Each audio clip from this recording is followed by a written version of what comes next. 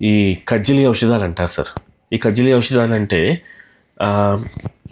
Mercury and sulphur రెండు కలిపి చేస్తారు సార్. ఈ ప్యూరిఫైడ్ మెక్యూరీ, ప్యూరిఫైడ్ సల్ఫర్ని కలిపి ఒక కాంబినేషన్ కింద చేసి దాంతో మందులు చేస్తారు సార్. సో మనకేంటంటే మన దాని ప్రకారం శివుడి యొక్క వీర్యాన్ని మెక్యూరీతో పోలిస్తారు సార్. అయితే పార్వతీదేవి యొక్క అర్థం అంటే ఆవిడ మెన్స్ట్రువల్ ఫ్లూయిడ్ని పాలసముద్రంలో కడిగారు కాబట్టి అది సల్ఫర్ అనేది మనకి అక్కడి నుంచి వస్తుంది sir. So combination of mercury and sulphur. So ఈ రెండింటి కలయికే శివపార్వతులకి వస్తారు మరి, శివుడు పార్వతి. సో కాబట్టి అంటే కజ్జిలి ఔషధాన్ని శివపార్వతి యొక్క దాంతో పోలిస్తారు సార్.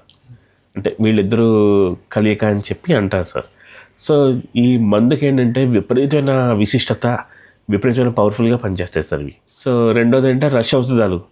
రసం అంటే రెండు రకాలు సార్. ఒకటి రసం అంటే లిక్విడ్, రెండోది రసం అంటే బంగారం, మెక్యూరీ కూడా వస్తాయి సార్.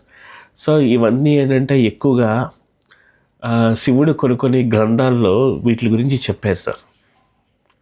అండ్ రెండవది రావణాసురుడు కూడా శివుడి యొక్క పరమభక్తుడు కాబట్టి రావణాసురుడు కూడా ఈ రసలింగాల్ని వీటిల్ని కూడా చాలా చేసేవారు సార్. సో ఈ అర్క ప్రకాశిక అవన్నీ కూడా రావణాసురుడు రాసిన పుస్తకాలు సార్. రావణాసురుడు ఇంటెలిజెంట్ సార్ ఆయన యాక్చువల్గా. సో ఆయనకి నేర్చుకున్న అనేక కళల్లో ఆయుర్వేదం కూడా ఒకటి సార్. సో ఈరోజు అయితే మనం వామ్ వాటర్ని బయట వాడుతున్నామో ఆ వామ్ వాటర్ అనేది యాక్చువల్గా ఈ అర్క ప్రకాశిక అన్న గ్రంథంలో సార్.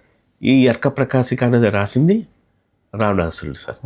సో ఏంటంటే ఆయన చాలా పవర్ఫుల్ కాంబినేషన్స్ అవి కూడా ఫార్ములాస్ అవి రాశారు సార్. బట్ ఇప్పుడు మనకు వాటిలో అవైలబుల్గా ఉన్నది వామ్ వాటర్ సార్. అసలు అది మనుగడలో ఉందండి ఇప్పుడు? రావణాసురుడు రాసిన అయ్యో చాలామంది చదువుతారు సార్.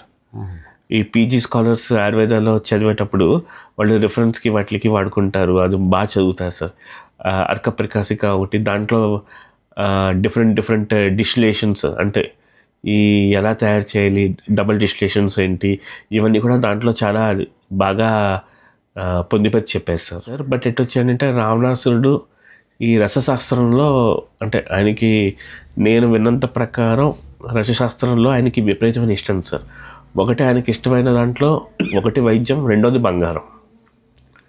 సో లంక అంతా కూడా బంగారమయం చేయాలి, బంగారం అని చెప్పన్నారు కదా సార్. సో ఈ దాని గురించి రసశాస్త్రం అనేది రసవాదం మనకి ఏదైతే గోల్డ్ తయారు చేయాలనుకుంటారో సో అదంతా వాళ్ళకి తెలిసిన విద్య సార్ ఆయనకి. సో దాని ద్వారా ఏంటంటే ఈ రసం దాంట్లోనే శోధనలు ఇవన్నీ కూడా ఉంటాయి సార్. అందులో ఒకటి ఆయుర్వేదం కూడా టచ్ చేశారు సార్ ఆయన. సో చాలా ఎఫెక్టివ్ మెడిసిన్స్ గురించి చెప్పారు సార్. బట్ మనకి ప్రజెంట్ మనుగడలో ఉన్నది అయితే కనుక ఎక్కువ అయితే ఇదే sir, warm water. Distillation process అది ఎలాగా ఏంటి అని చెప్పి రాసి దాంట్లో డోసేజ్ అది కూడా ఆయన బాగా రాశారు సార్. సో మనం ఏంటంటే ఇప్పుడు ఆ డోసేజ్ కాకుండా మన సింపుల్ డోసేజ్తో మనం వెళ్తాం సార్. అంటే కామన్ పబ్లిక్ కూడా ఎవరైనా వాడుకోవడానికి కొంచెం అంటే దాంతో కంపేర్ చేయడం కంటే కొంచెం ఈజీగా మనం ఇప్పుడు వాడుకుంటున్నాం సార్.